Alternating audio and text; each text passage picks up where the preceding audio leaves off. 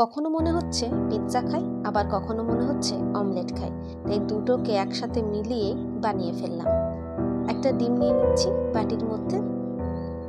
ডিমটার মধ্যে দিয়ে দেব কিছুটা নুন।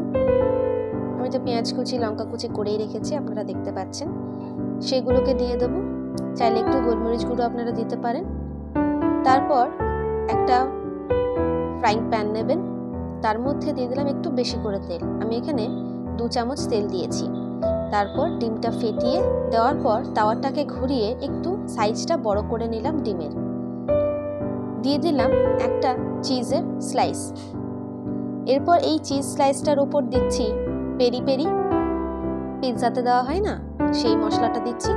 একটু দিলাম চিলি ফ্লেক্স, বেশি দিলাম না, যেহেতু লঙ্কা কুচিও দিয়ে রেখেছি।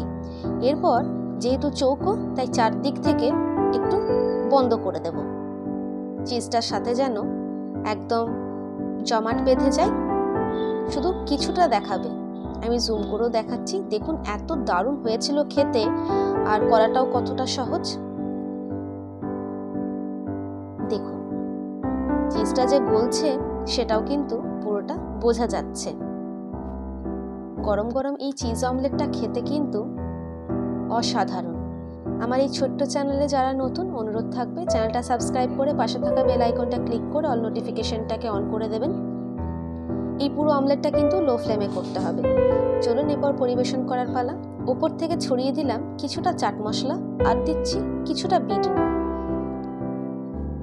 তারপর আর কি, কেটে খাওয়ার পালা শুধু। চিজটা দেখুন কত ভালো মেল্ট হয়েছে, এক কথায় ব্যাপক লাগছিল। খেতেও যেমন, বানাতেও ততটা সহজ। পরের ভিডিওতে কিসের রেসিপি দেখতে চান আমাকে অবশ্যই জানাবেন। আমি সেই রেসিপির ভিডিও নিয়ে যত শীঘ্রই সম্ভব হাজির হব।